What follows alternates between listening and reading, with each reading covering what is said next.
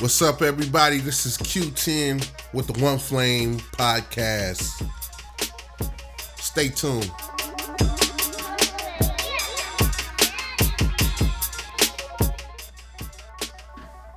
Yo, so today we're gonna be going back into the studio DIY setup and everything, but I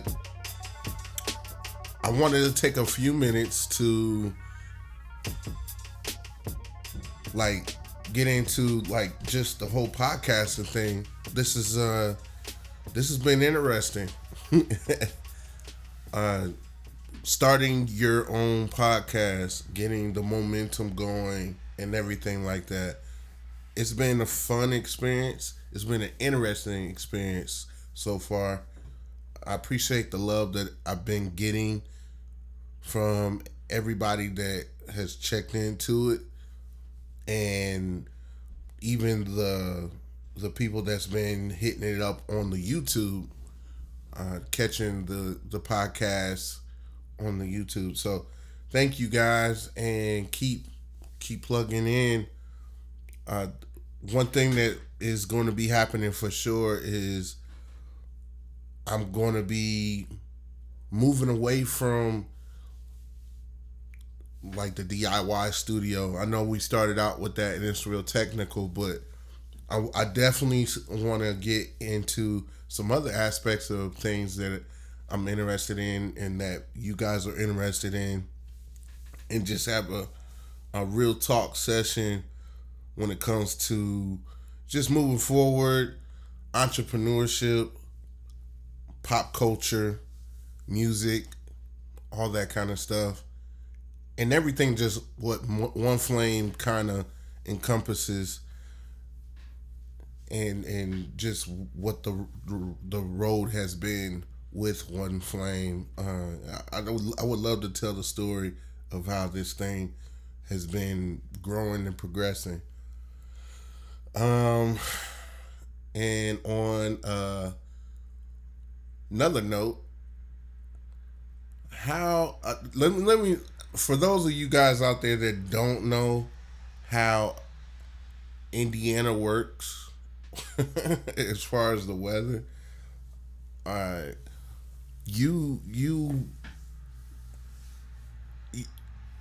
Indiana will teach you that anything can happen at any time.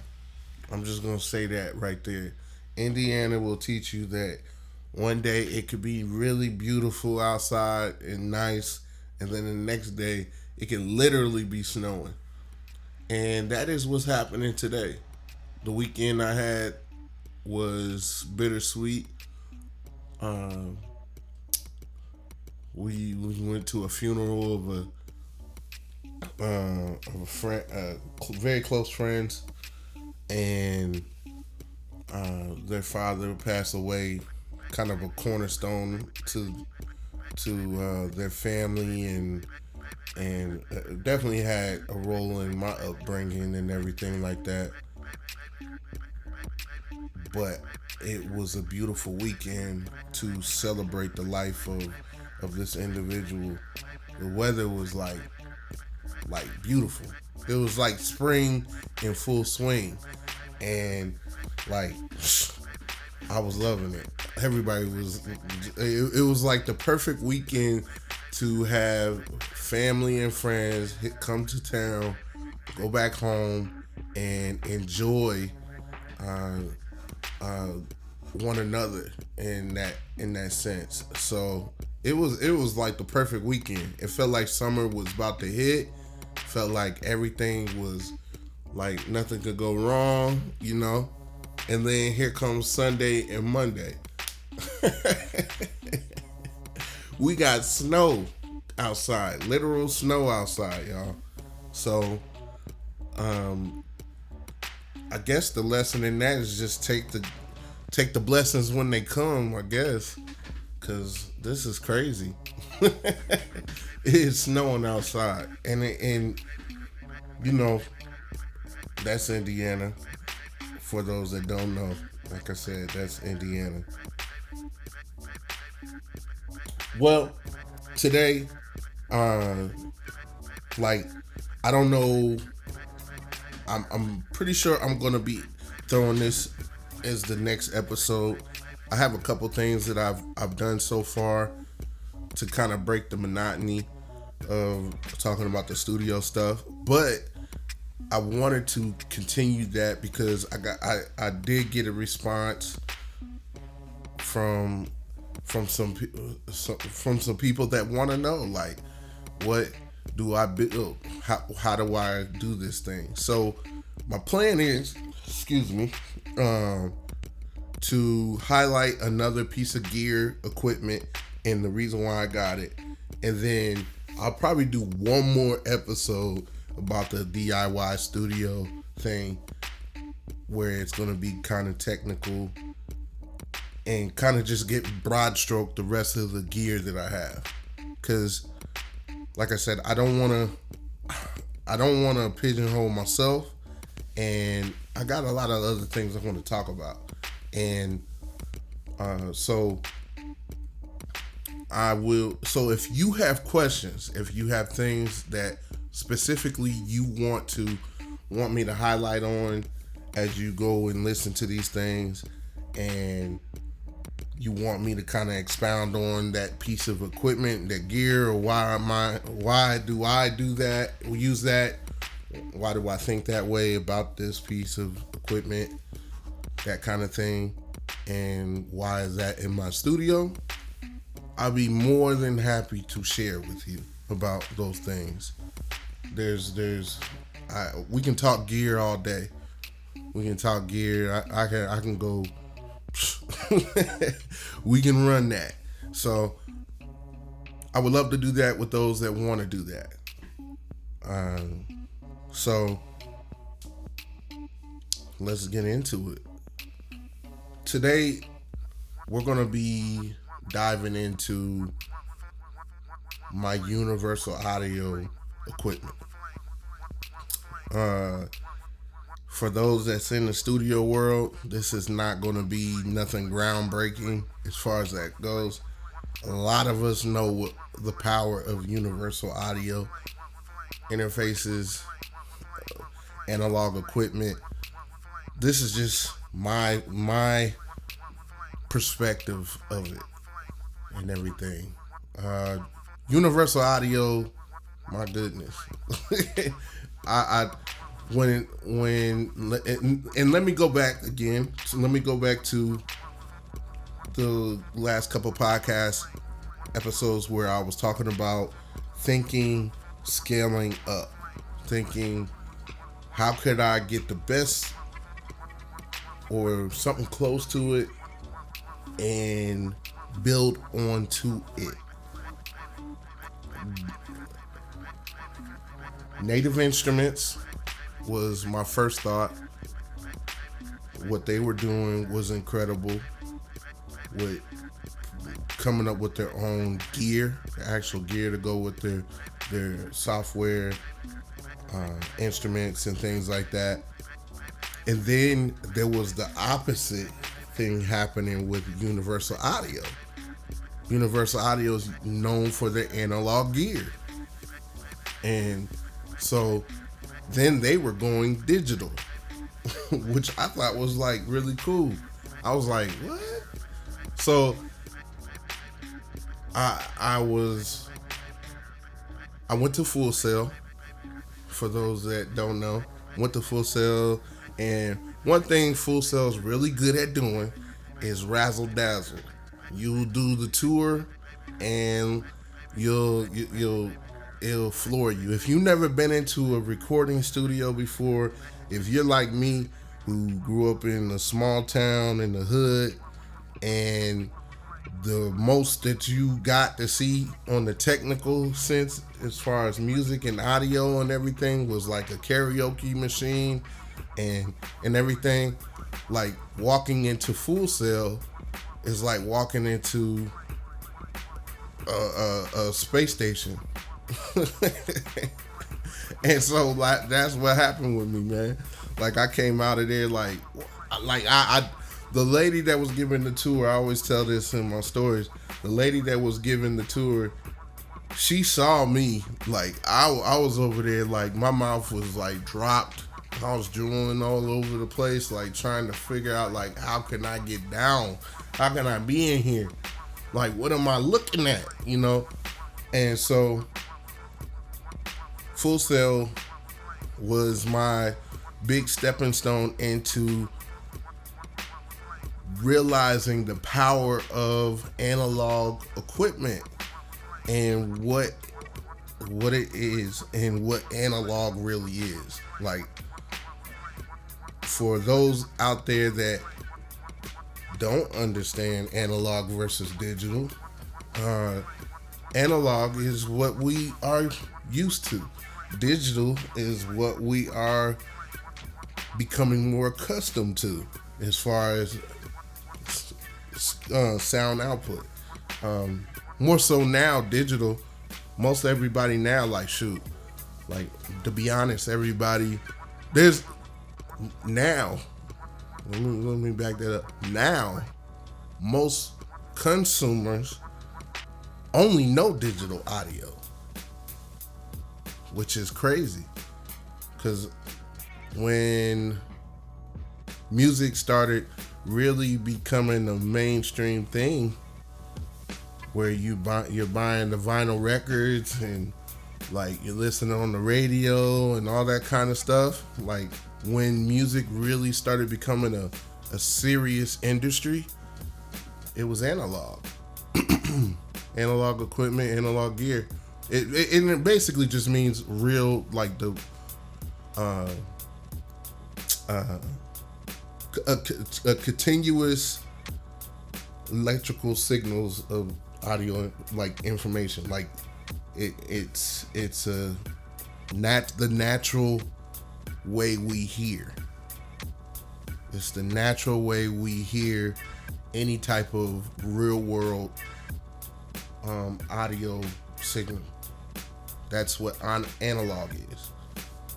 Digital is the ones and zeros and everything like that, and it's the manipulation or emulation of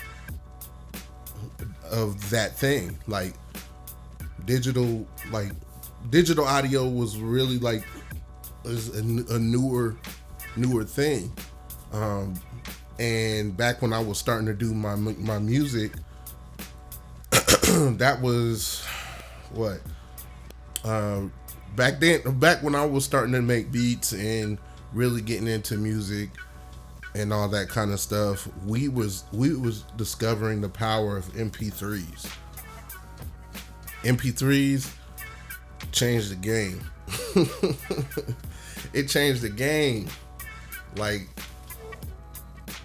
anybody that had an iPad, or no, not iPad. What was it? I can't even think of the name now. MP3 players. Oh crap! I'm on a brain fart. But y'all know what I'm talking about. Anybody that had MP3 players back in the early 2000s and everything like that, that was the game changer. That was the thing that kind of like went up against the whole analog ideology. And I guess before that, CDs, but compact disc kind of thing. Like, technology moves and all that. I don't want to get too technical and too like in that, but you guys, basically analog was the original, digital is the new thing. So I say all that because we're talking about Universal Audio. Universal Audio is an analog. Historically, they built analog equipment for studios, and they produced these were very, very well made pieces of equipment. The founder of Universal Audio, his name is Bill Putnam Sr. They founded the company in 1958, and Like, he built several or a few different studios with this type of gear and things like that. Dude is just a genius. Like, go do your homework. You know, like the proof is in the pudding with Universal Audio and the quality of the equipment. Then later on, his sons took over, refounded Universal Audio, and this is where I felt like it was like the game changer of the whole thing. Like, I was like, what? Like, very smart. So, in the same way that Native Instruments saw that they needed to change the game up from what they were doing, and they went to producing hardware for their digital stuff. Universal Audio, on the other side of it, went digital for their hardware. And so I saw this happening, and I was like, man, again, my thought is, how can I scale up? How can I get the best that's there and build my studio up with some of this stuff? And it just made sense to me. If you're already doing good with doing the digital stuff and you're making hardware equipment, I'm gonna keep rocking with you and see what your hardware does. That's the Native Instrument side. And then my thought was, well, Universal Audio was nasty when I was in college, because no college kids can afford to buy analog equipment that was in the studios, but we knew of it and we want to get our hands on it. But it was like coming out of college at Full Sail, like, at least for me, somebody that really didn't know that they were going to be going to college, that's a whole nother story. But for me, I didn't have money, didn't come from no money, had student loan bills to pay and all that kind of stuff. So there was no way I was buying Universal Audio equipment, analog equipment. So when Universal Audio started promoting the Apollo and what the capabilities of their interface was going to be, I was like, man, like, that's it right there for me. I don't have the space. I don't have the physical space to build a recording studio, but I have enough space to where I can get a piece of equipment like that, and I can have access to the digital versions of these analog pieces of equipment that I had access to when I was in school. Okay. Okay. And so that kind of started my goal of, like, scaling up to getting the Apollo. And I got I currently have the in my studio right now,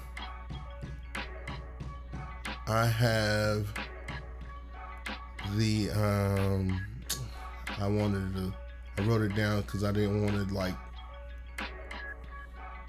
say it off or anything, but I have the Apollo Quad,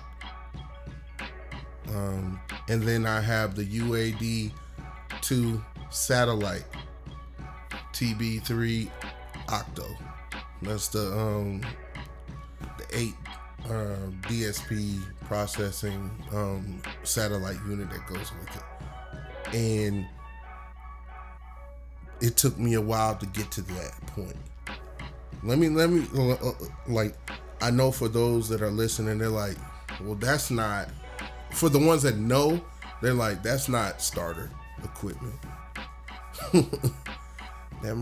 That's not something that a college kid can go out and just pick up. No, it's not. I've had other audio interfaces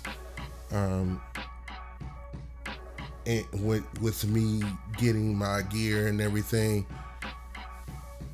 getting what I can when I can. However, when we're thinking, where am I trying to go? What am I trying to get to so that I can produce the quality of sound that I can? That's where my focus was. Getting the Apollo was a very big goal of mine and everything, because I knew once I had it, all I had to do was grow on that. And that's exactly what I'm doing. That's exactly what's happened. It's enabled me to not have to worry about my audio interface pretty much anymore, like of scaling up, other than expanding if I need to. And at the moment, I don't need to expand. For those that know, for what I'm doing, I have a pre-production house right now. For the most part, I can do vocal recording and everything, but it's mostly a digital pre-production house where I can produce my beats, my tracks, and then I can put vocals on them, set up a decent vocal chain, that kind of thing, and I'm good to go for what I do for myself and everything. If I need to scale up to where I need to plug up a couple more pieces to have a keyboard, have a guitar or a bass player play and all that kind of stuff, I can do that.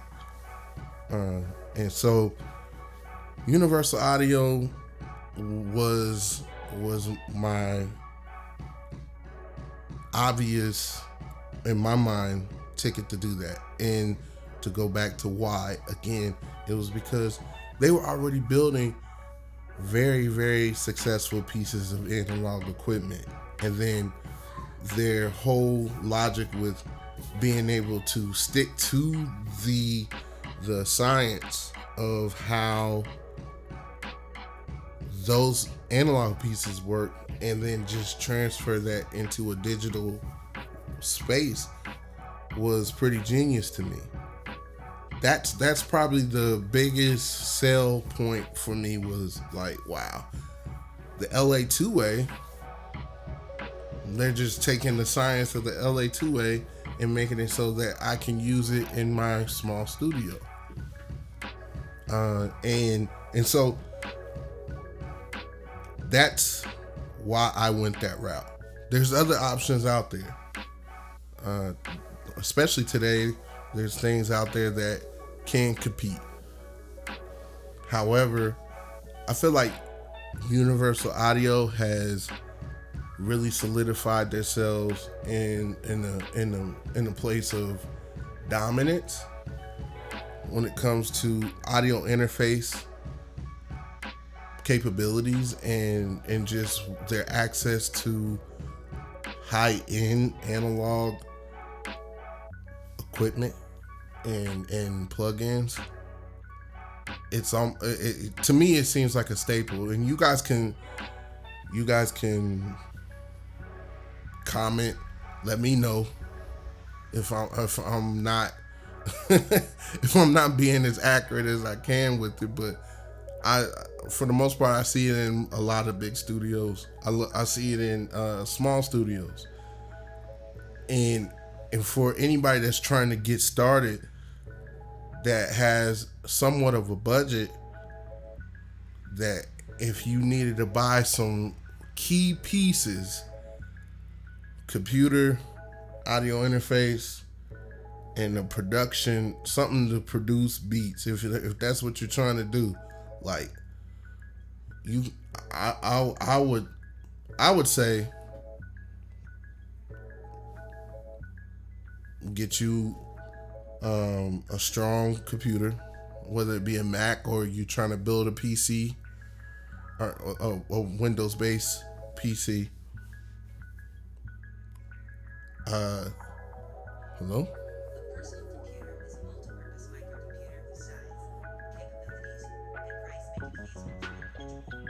Wow. My computer just interrupted my podcast. That's crazy.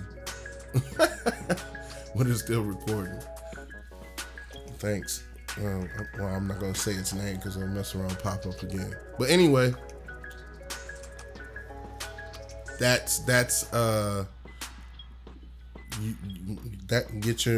you need a strong computer because that's the lifeblood. That's the heart of what you're trying to.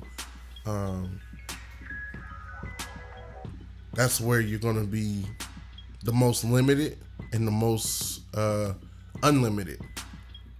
You gotta start with your computer, then audio interface, and your DAW. Your what are you gonna be using to as your workstation? Those three pieces to me, for anybody that's doing like music production, even songwriting and things like that, I think those three things are gonna be some of your most important pieces. Then you can get into how you're gonna be listening to it, your monitors or your studio cans, your microphone and your acoustic treatment and all that stuff. You can get into all that stuff, but I think those three pieces at the beginning kind of make whatever you're gonna do outside of that will make or break you. Because if you don't have a good computer, you can get an Apollo. But if your computer can't keep up with it, it's not gonna go well. And your your digital audio workstation, whatever you need something that you can grow into and that fits with the style of music that you're trying to do. I would argue that it does matter what style of music you're trying to do. I think some digital audio workstations are more geared towards certain types of sound. However, I also feel like that is changing to where everything is a lot more immersive, where you can basically bounce back and forth. And if you really know what you're doing and you love doing this, you can do it with whatever. Like, don't get me wrong. You use what you got until you get better. I've always said that. You use what you got until you can get better. That should be the tagline for this whole thing. I'm giving you some game from just the way I was thinking about the whole process of putting together my studio. But if you really want to know where it really, really started, it's from that statement and that quote, that thought right there. If I was beatboxing on the table, I was thinking about if I can get a tape recorder to record it. And that was going to be my studio. And that was going to be the way that I was going to make my moves. When I got a computer, then it was what am I gonna use to make a beat? and it goes on, man. It really goes on. Equipment and gear. This is an expensive hobby. Don't let anybody tell you different. Even if you're just trying to get in it to figure out what you want to do, it can get expensive. That's why I just want to, my thing is giving you guys a chance to see where somebody that's been doing it for a while, how I thought about it methodically, like over time, giving you guys just a snapshot of like, okay,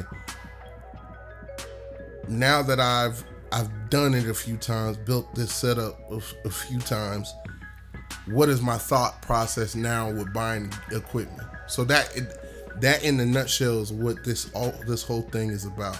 It's for the ones I be talking to that's like, Q, What should I buy? This is that for you. You know, you work with what you got until you can get better. But if you have the opportunity to put together a budget, save some money, this is the way that I would do it. This is the way that I would think about it. Are you, number one, why are you building the studio? Number two, are you thinking scaling up? Like those are the questions you need to be asking yourself. And after that, my recommendation is getting go with Native Instruments and go with Universal Audio. That's my opinion. That's my thought. So I would love to get somebody on here that wants to debate me on it and say Focusrite is better or whatever you want to do. We can go there. But next time when I get on here, I'm going to finish off the studio because I do have some thoughts on the microphone. I do have some thoughts on the headphones. I have some thoughts on the monitors and just the other pieces I have. I got my turntable and everything. Just the highlighted pieces. You know, I don't want to get so deep into like the cords and the secondary items to run the equipment and all that. You'll get into that when you go to a store and deal with a tech that can help you piece together your studio and tell you what type of cabling will work better, what type of mic stand will work better for this, pop filters and all that good stuff. Like, what I would like to do is just get you thinking on the lines of like, oh, okay, if I buy this piece, this is the middle ground or the higher end ground where it can get me to the next level. But again, it's work with what you got until you get better. You know, I remember having buying the $99 MXL microphone, and if anybody knows, they know. And the microphone worked. It worked. But now if I can get a different one and I save my money and I understand like really the playing field with microphones, like when I got the one I have now, which is the blue baby bottle, I felt like it was the most bang for the buck where I can scale up. You know, it's good enough to get me to where I'm trying to go. And when I have the opportunity to buy a Neumann, you know, then I'll do it. But like, this is for those of you guys that's like, I'm in the middle ground and I'm trying to piece it together with some quality. How do I do that? So I feel like I keep on beating the dead horse with that. So I'm gonna end that on that. Before I end this podcast though, I want to make sure that I get out the things that I need to get out. Make sure that you guys are checking out Spotify for the podcast. It will really help me out a lot for you guys to like, share, comment, and I even have like a poll on the podcast episode. I have a question of, I guess, the question of the week for the podcast. Interact with that. That helps me understand what to do next, where to go next. That would be really dope. My most, I guess, interactive spots for social media is Instagram, the One Flame Music Instagram. If you can follow me on that, that would be really dope. I got the YouTube channel, which I'm trying to get going, and this episode will be on that. as well. So if you are more on YouTube, you can listen to the podcast on there. If you are in your car and you want to vibe and you just want to have you want to do the podcast on the go, it's on Spotify. I'm working on getting the podcast on other streaming sites and stuff as well. Just support the boy. You know, I would love to get some more feedback and some guests on here, and that's coming up too. I got quite a few people that are interested in jumping on and us having more of a two-way conversation. So be looking forward to that. I appreciate everybody that's been checking into the podcast so far. Again, I appreciate y'all for that. And I would like to post some links for Universal Audio. If you got questions, like more deeper technical questions about Universal Audio, I definitely suggest you go to Universal Audio's website. But if I can help, I would love to help. You know, I know a few things from my experience working with the Universal Audio equipment. I love it. If you got questions on plugins specific, I got a list of plugins that I do use. So appreciate y'all, and I'll be